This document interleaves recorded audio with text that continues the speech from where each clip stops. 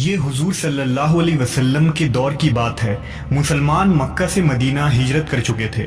ان دنوں مدینہ میں ایک یہودی عورت نے ایک بچے کو جنم دیا جو پیدائشی کانا تھا۔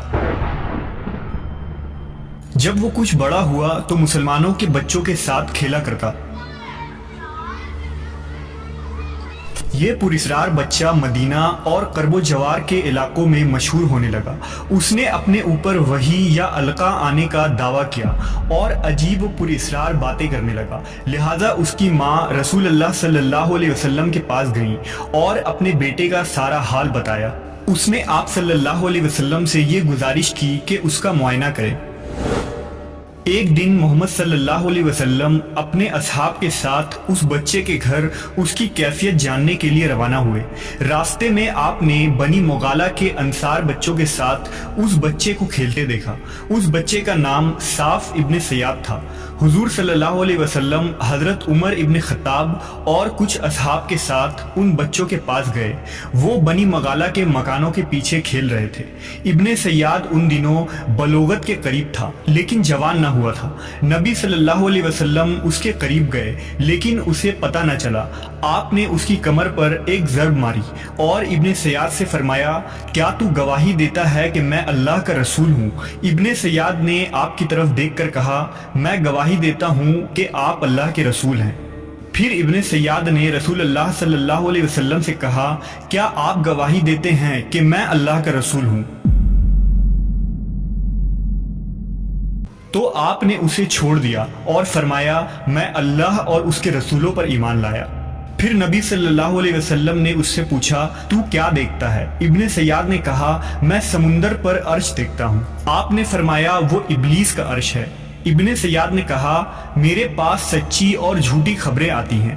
رسول اللہ صلی اللہ علیہ وسلم نے کہا، پھر تو تیرا معاملہ الٹ پلٹ ہو گیا۔ پھر آپ نے فرمایا، میں نے تیرے لیے ایک چھپانے والی چیز چھپائی ہے۔ دراصل نبی صلی اللہ علیہ وسلم نے اپنے دل میں لفظ دخان سوچی تھی۔ ابن سیاد کہنے لگا، وہ دکھ ہے۔ اس پر آپ نے کہا، ذلیل ہو جا، تیری قدرت بڑھ نہیں سکتی۔ حضرت عمر نے کہا، اگر آپ مجھے اجازت دیں تو میں اس کی گردن اڑا دوں۔ آپ نے فرمایا، اسے چھوڑ دو، اگر یہ سچا ہے تو اس پر قابو نہیں پا سکو گے، اور اگر ایسا نہیں ہے تو اسے قتل کرنے میں کوئی بھلائی نہیں۔ ابن سیاد کی پراسرار شخصیت اور اس کی ساحرانہ باتوں کے متعلق ایک مشہور روایت ہے کہ ایک مرتبہ نبی صلی اللہ علیہ وسلم اور حضرت ابی ابن کعب ایک کھجور کے باغ میں گئے جہاں ابن سیاد موجود تھا۔ نبی صلی اللہ علیہ وسلم کی یہ کوشش تھی کہ ابن سیاد انہیں دیکھے، اس سے قبل چھپ کر اس کی باتیں سنی جائیں۔ لہٰذا آپ نے دیکھا کہ وہ اپنی چادر میں لپٹا ہوا تھا اور وہ کچھ پڑھ رہا تھا جس سے اس کے ہونٹ ہل رہے تھے۔ اچانک ابن سیاد کی ماں نے آپ کو کھجور کے درخت کے پیچھے دیکھ لیا اور کہنے لگی، اے صاف، یہ محمد ہیں۔ لہٰذا ابن سیاد کود کر اٹھ بیٹھا۔ نبی صلی اللہ علیہ وسلم نے فرمایا، اگر وہ اسے چھوڑ دیتی تو آج اس کا معاملہ مجھ پر واضح ہو جاتا۔ مدینہ کے لوگ کہا کرتے تھے کہ ابن سیاد پر کہانت کا اثر تھا یا اس کے پاس شیاطین آتے تھے جو اسے عرش الہی کی خبریں دیا کرتے۔ دراصل نبی صلی اللہ علیہ وسلم نے ابن سیاد کے معاملے میں سکوت اختیار کیا تھا کیونکہ آپ کی طرف یہ وحی نہیں کی گئی تھی کہ ابن سیاد کی کیا حقیقت ہے، جبکہ کچھ صحابہ کا یہ خیال تھا کہ ابن سیاد ہی دجال ہے۔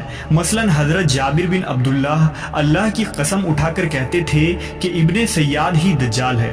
حضرت عمر رضی اللہ تعالیٰ عنہ حضور صلی اللہ علیہ وسلم کے سامنے ابن سیاد کو دجال کہا کرتے تھے، لیکن آپ نہ ہی اس بات کا اقرار کرتے اور نہ ہی انکار۔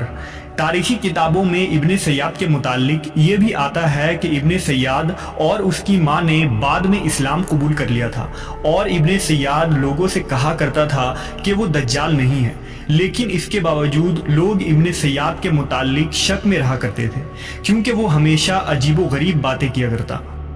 لہٰذا حضرت ابو سعید خدری رضی اللہ تعالیٰ عنہ بیان کرتے ہیں کہ ہم حج یا عمرے کے لیے نکلے تو ہمارے ساتھ ابن سیاد بھی تھا۔ ہم نے ایک جگہ آرام کرنے کے لیے پڑاؤ ڈالا تو ہمارے قافلے میں موجود لوگ بکھر گئے، مگر میں اور ابن سیاد ایک جگہ باقی رہ گئے۔ مجھے ابن سیاد کو دیکھ کر بہت خوف محسوس ہوئی کیونکہ اس کے بارے میں لوگ بہت سی باتیں کیا کرتے تھے۔ حضرت ابو سعید کہتے ہیں کہ اس نے اپنا سامان میرے سامان کے ساتھ لا کر رکھ دیا۔ میں نے کہا گرمی بہت سخت ہے، بہتر ہوتا کہ تم اپنا سامان اس درخت کے نیچے رکھ دیتے، لہٰذا اس نے ایسا ہی کیا اور دوسرے درخت کے نیچے اپنا سامان رکھ آیا۔ پھر ہمارے سامنے ایک بکری لائی گئی، اس نے اس بکری کا دودھ نکالا اور پیالہ میرے سامنے لا کر کہا اے ابو سعید پیو۔ میں نے کہا گرمی بہت سخت ہے اور دودھ بہت گرم ہے۔ دراصل میں اس کے ہاتھ سے لے کر پینا پسند نہ کرتا تھا، پر وہ کہنے لگا اے ابو سعید، لوگ جو کچھ میرے بارے میں کہتے ہیں اس وجہ سے میں نے یہ ارادہ کیا کہ ایک رسی لے کر درخت کے سامنے باندھوں اور اس سے لٹک کر پھانسی لے لوں۔ اے ابو سعید، کون ہے جس پر رسول اللہ صلی اللہ علیہ وسلم کی حدیث پوشیدہ ہو؟ اے انصار کی جماعت، تم پر تو پوشیدہ نہیں۔ کیا رسول اللہ صلی اللہ علیہ وسلم نے یہ نہیں فرمایا تھا کہ دجال کافر ہوگا جبکہ میں مسلمان ہوں؟ کیا آپ نے یہ نہیں فرمایا تھا کہ دجال بانجھ ہوگا اور اس کی کوئی اولاد نہ ہوگی اور میں تو اپنا بیٹا مدینہ چھوڑ کر آیا ہوں؟ کیا رسول اللہ نے یہ نہیں فرمایا تھا کہ دجال مکہ اور مدینہ میں داخل نہ ہو سکے گا اور میں مدینہ سے آ رہا ہوں اور مکے کا ارادہ ہے؟ حضرت ابو سعید کہتے ہیں کہ قریب تھا کہ میں اس کی باتوں میں آ جاتا اور اس پر یقین کر لیتا، مگر وہ کہنے لگا اللہ کی قسم میں دجال کو جانتا ہوں اور اس کی پیدائش کو بھی، اور وہ اس وقت کہاں ہیں اس کا بھی مجھے علم ہے۔ حضرت ابو سعید نے کہا ساری عمر تیری تباہی ہو۔ مورخین نے لکھا ہے کہ ابن سیاد یزید ابن معاویہ کے دور تک مدینہ میں تھا، اور جب واقعہ حرہ ہوا تو وہ اس دن کہیں غائب ہو گیا اور پھر کبھی کسی کو نظر نہ آیا۔ علماء کا بھی ابن سیاد کی شخصیت کے متعلق مختلف رائے ہیں۔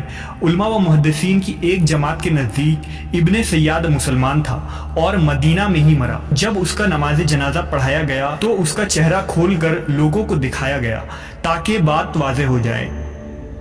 ابن سیاد نے جہاد بھی کیا تھا اور حج بھی، اور مسلمانوں کے درمیان زندگی گزاری، لیکن وہ خود ایسی باتیں کیا کرتا تھا کہ لوگ اس پر شک کرتے تھے۔ بعض علماء نے لکھا ہے کہ نبی صلی اللہ علیہ وسلم نے اس امت میں جن 30 دجالوں کے آنے کی خبر دی ہے جو قیامت سے قبل ظاہر ہوں گے، ابن سیاد ان دجالوں میں سے ایک دجال ہے، لیکن وہ دجال اکبر نہیں ہے جو قیامت کے قریب نکلے گا۔ یہ قول سب سے راجح اور معقول مانی جاتی ہے۔ ابن سیاد کے متعلق آپ کی کیا رائے ہے؟